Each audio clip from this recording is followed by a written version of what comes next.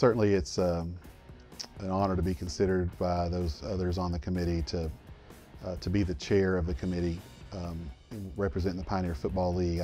We've not always been on that committee. It's been a fairly recent development, I guess, as it comes to that. But I think it's a recognition of a lot of work that's gone into understanding the FCS world and certainly trying to be as big of an advocate for this sport as is possible on a national level. And so for me, it's really rewarding to serve and to be part of the group and to have the opportunity to serve with colleagues like I do, and certainly with NCAA staff. It's a good feeling.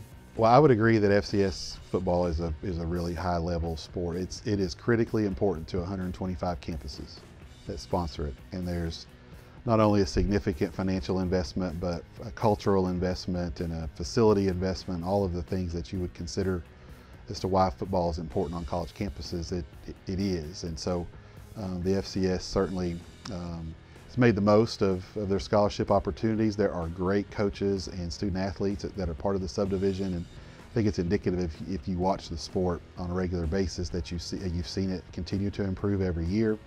There's lots of reasons for that, but schools recognize how important it is to develop student athletes, whole student athletes, more than they used to, and so that gap narrows in some ways. And I do think that's why you see FCS programs, and not even necessarily FCS programs that are at the top of the polls, but just FCS programs having the success they have, not only within the subdivision, but when they step out and play FBS schools. So I think those that really pay attention to it understand that, and understand that it is a high level of Division I college athletics, and I think it will continue to be for a long time. By each automatic qualifying conference, there's one for each of those conferences. So there are 10 individuals that sit on the committee. Currently, they're all athletic directors. They are charged with monitoring their conference, certainly, but they also have a secondary conference they are responsible for being knowledgeable of. And then each conference and each committee member is part of a regional advisory committee, along with another representative from each conference.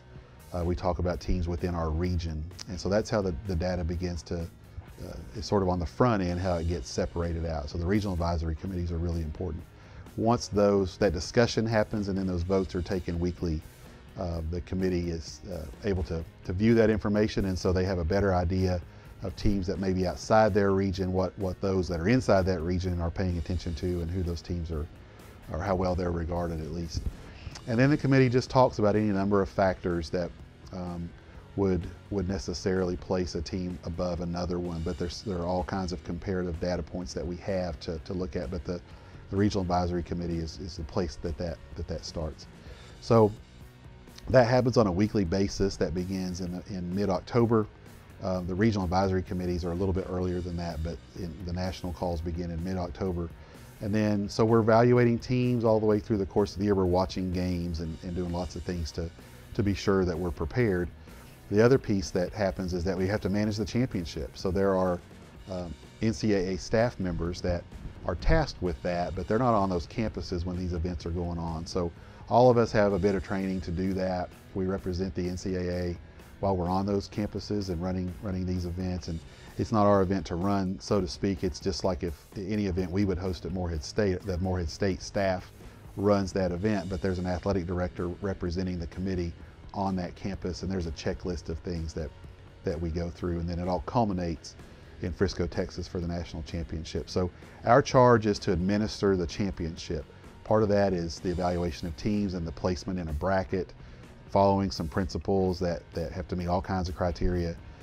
But it's a national championship. It's a Division I national championship. And so I think the people that spend the time doing that kind of thing certainly are dedicated to the craft of that, so to speak, and they don't take it lightly. If you do, you're going to get overwhelmed pretty quickly because there's just a lot to have to get through. But very interested in the success of the sport. And so I think that where our leadership happens is to make sure that we've done the best job we can in placing the right teams into the bracket, and then ultimately when we get to Frisco, that the two best teams are playing for the national championship.